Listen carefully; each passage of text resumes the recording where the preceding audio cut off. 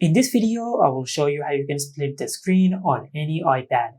Now to do that, first of all, just go to Settings, and under Settings, just scroll down and tap on Multitasking and Gestures. Now on this screen, instead of full screen apps, either select Windowed Apps or Stage Manager.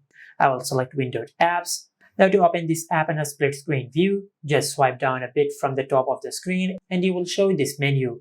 From here, just select Window, then tap on Move and Resize. And from this list, just select the split screen option which you prefer. You have the option for halves, quarters, and arrange. For example, I will open this app on the left side of the screen. Now to open any other app on the right side, just swipe up from the bottom of the screen and select any other app. Now if the app has opened in a pop-up window, just tap and hold on the three dots over here and select the split screen option which you prefer. For example, I will set it on the right side. As you can see, we have opened these apps in a split screen view.